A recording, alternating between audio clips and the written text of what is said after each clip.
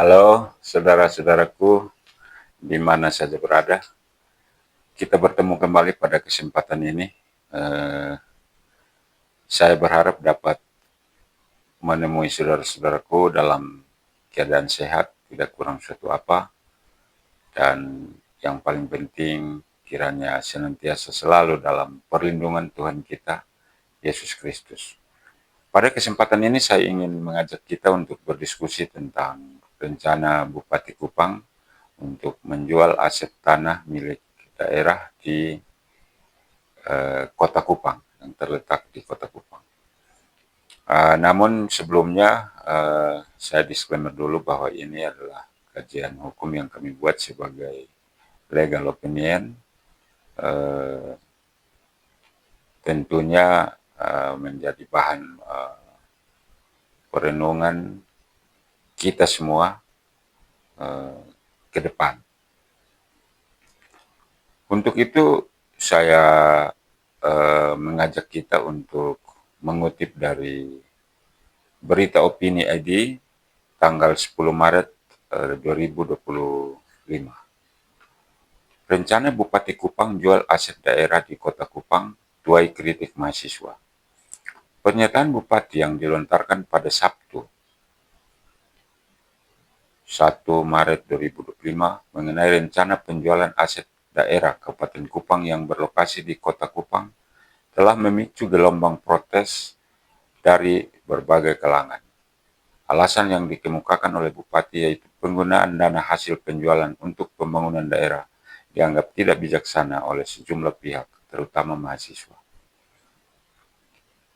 Menanggapi pernyataan Bupati tersebut, Perhimpunan Mahasiswa Kabupaten Kupang atau Permasku melalui Sekretaris Umumnya Yido Manao mengeluarkan pernyataan keras. Pada Sabtu 6 Maret 2025, Yido menyatakan bahwa rencana penjualan tersebut merupakan keputusan yang konyol dalam tanda petik dan mencerminkan ketidakmampuan Bupati dalam mengelola keuangan daerah. Kami memahami situasi efisiensi anggaran yang terjadi, tetapi solusinya bukan dengan cara menjual aset daerah.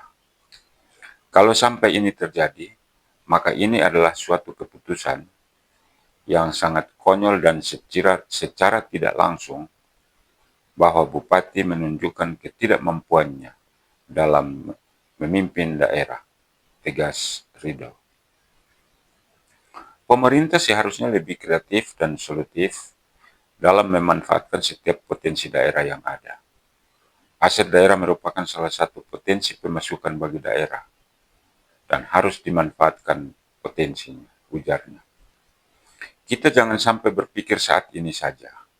Penjualan aset akan berdampak bukan sekarang, tapi bagi generasi mendatang.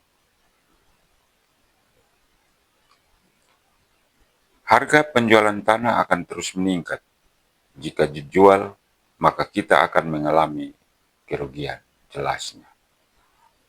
Atas hal itu, Permasku mendesak pemerintah Kabupaten Kupang untuk segera membatalkan rencana penjualan aset daerah dan mencari solusi alternatif untuk mengatasi defisit anggaran. Nah, ini adalah sebagian kecil penolakan masyarakat atas rencana Bupati Kupang tersebut. Tentunya penolakan-penolakan tersebut kita menganggap dari segi sosial kemasyarakatan, masyarakat banyak yang tidak setuju dengan rencana Bupati tersebut. Nah, lalu bagaimana dari aspek hukumnya? Nah, untuk itu pada kesempatan ini saya mencoba untuk mengajak kita berdiskusi tentang aspek hukum dari rencana penjualan aset tanah milik daerah oleh Bupati Kupang. Persoalan tanah di Indonesia itu diawali oleh eh, pemerintah kolonial Belanda. Pada zaman Belanda itu ada satu prinsip yang diperlakukan oleh pemerintahan kolonial, yaitu domain verclaring, di mana menjadi akar bagi persoalan-persoalan eh, agraria di Indonesia hingga kini. Nah, domain verclaring adalah prinsip yang menyatakan bahwa seluruh tanah yang tidak dapat dibuktikan kepemilikannya oleh seseorang atau badan hukum dengan surat resmi, secara otomatis dianggap sebagai milik negara. Ini diatur dalam Statbal tahun 1870 nomor 118. Nah, akibat pemberlakuan Statbal ini,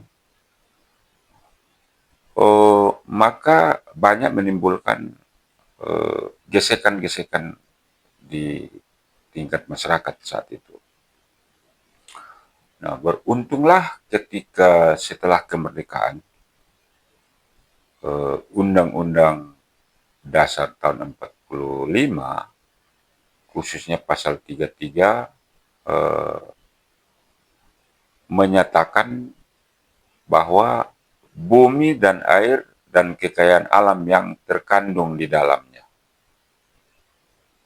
dikuasai oleh negara dan dipergunakan sebesar-besarnya untuk kemakmuran rakyat. Artinya menurut ketentuan ini, tanah dikuasai, bukan dimiliki. Jadi kedudukan negara dalam persoalan ini adalah sebagai penguasa, bukan pemilik. Artinya apa? Menurut kami, artinya negara diberi kewenangan untuk menguasai, bukan menjual.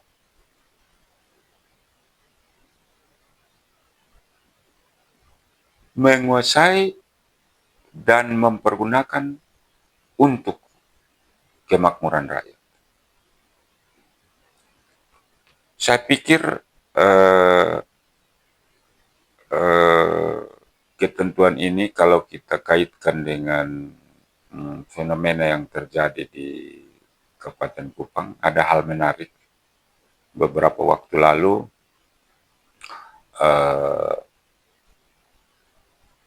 ada sebuah kasus yang sempat menghebohkan, di mana pemerintah kabupaten melakukan sewa-menyewa dengan pihak hipermart terhadap bekas kantor tanah PU yang oleh kejaksaan diusut dan kalau tidak salah berhasil menyelamatkan uang negara sebesar 17 M. Dan hingga kini daerah masih menikmati hasil sewa tersebut. Nah, kita lanjut kembali ke pasal 33 tadi. Sebagai tindak lanjut pasal 33, muncullah Undang-Undang Pokok Agraria UPA tahun 1960 yang makin memperjelas kedudukan negara sebagai penguasa atas tanah dan bukan pemilik. Di dalam pasal 2 UUPA dan penjelasan pasal 44 dan 45 UUPA, saya pikir sudah mengatur hal ini dengan jelas. Negara hanya menguasai dan bukan pemilik. Nah, oleh karena itu tentu pertanyaan besar, karena negara hanya menguasai dan bukan pemilik, Sahkah apabila dia menjual? Nah, ada dua hal penting yang harus dicermati dalam UUPA, Undang-Undang Pokok Agraria tahun 60 tersebut, yaitu konsep negara yang bukan sebagai pemilik tanah tetapi penguasa tanah. Kemudian yang kedua, pengakuan terhadap hak ulayat masyarakat adat.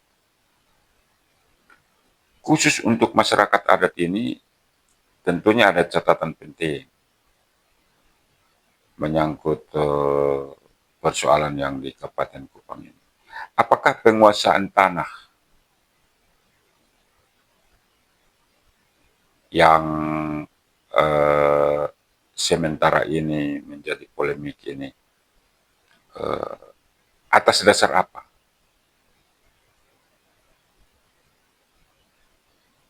Jikalau atas dasar hibah, katakanlah dari masyarakat saat itu,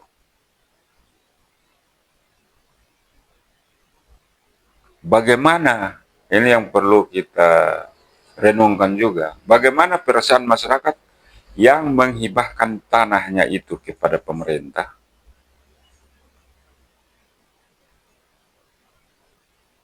terus malah dijual. Saya pikir mari kita belajar pada para pemimpin Kabupaten Kupang terdahulu yang sama sekali tidak pernah berpikir untuk menjual aset tanah milik daerah. Ambil contoh aset tanah milik Pemkab di Walamasi yang saat ini dijadikan civic center. Kalau tidak salah ya, dimiliki oleh Pemkab sejak tahun 70-an. Tetapi baru dimanfaatkan untuk membangun civic center itu pada tahun 2006-2007. Artinya dalam tenggang waktu yang lumayan lama ini, tanah itu dibiarkan begitu saja, tetapi tidak pernah berpikir untuk dijual oleh pemimpin-pemimpin kita Kabupaten Kupang dahulu. Pak Adi, kemudian Pak Lawarihi, Pak Meda, Pak Tito Eki, dan terakhir Pak Korinus. Ketika sampai masa sekarang Pak Yoslede malah berpikir untuk menjual. Saya pikir kalau misalnya alasan menjual untuk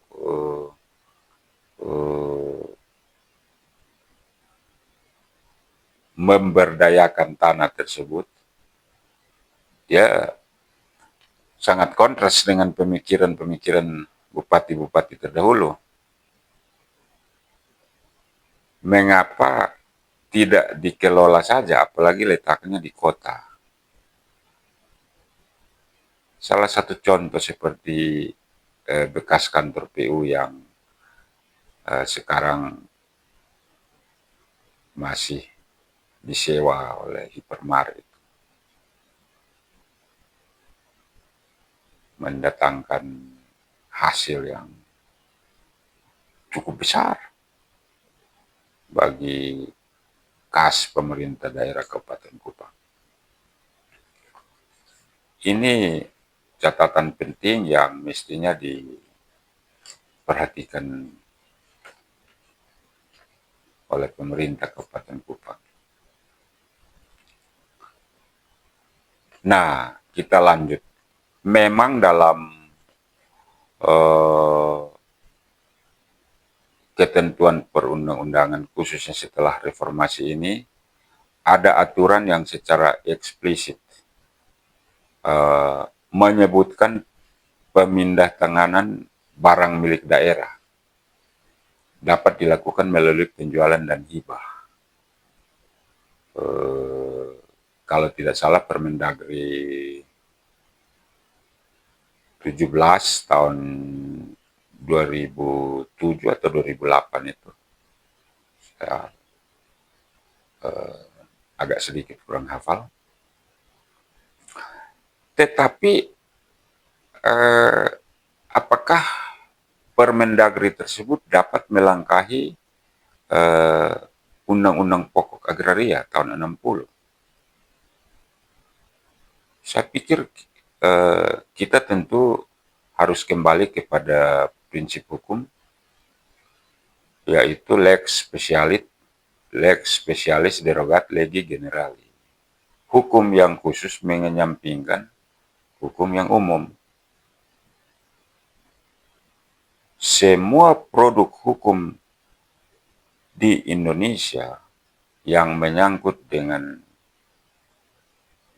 bidang keagrariaan atau tanah, itu wajib hukumnya merujuk kepada UUPA. Dia itu rujukan utama, lex spesialisnya. Sehingga kalau ada tabrakan norma, ada aturan yang bertentangan dengan UUPA tadi, maka karena dia lex spesialis ya dia tabrak, kasih ondor ini aturan tersebut yang dipakai dan wajib dijadikan rujukan adalah UUPA jika terjadi tabrakan di lapangan soal penerapan ketentuan. Nah, berdasarkan penjelasan-penjelasan tersebut di atas, maka menurut kajian kami yang seperti awal tadi saya sampaikan bahwa ini menjadi legal opinion, rencana Bupati Kupang yang ingin menjual aset tanah milik daerah yang terletak di Kota Kupang berpotensi untuk melanggar hukum, terutama jika dilakukan tanpa merujuk pada Undang-Undang Pokok Agraria atau UUPA tahun 1960. Untuk itu pada kesempatan ini kami, jikalau diperbolehkan memberikan saran, sebaiknya seyogyanya lah rencana tersebut dibatalkan. Mungkin pemerintah sebaiknya lebih fokus untuk memanfaatkan aset-aset tanah yang di kota tersebut sebagaimana aset tanah milik Pemkab yang sementara disewa oleh Hipermar, ex kantor PU. Demikian, barangkali itu saja beberapa hal yang dapat saya sampaikan pada kesempatan ini. Sekali lagi saya sampaikan bahwa ini adalah legal opinion, sehingga dapat menjadi bahan pertimbangan bagi kita semua ke depan. Pada akhirnya saya mengucapkan terima kasih kepada saudara-saudaraku di mana saja berada yang telah memberikan atensi atas kehadiran channel ini. Tentu saja sangat menambah semangat kami dalam membuat lagi video-video berikut ke depan, khususnya menyangkut penegakan hukum dan upaya pemberantasan tindak pidana korupsi. Dan jikalau ada hal-hal yang ingin disampaikan oleh saudara-saudaraku menyangkut pembahasan kita kali ini, silakan dituliskan di kolom komentar. Kami akan berusaha untuk sedapat mungkin mendiskusikannya. Demikian, terima kasih dan sampai kita ketemu kembali.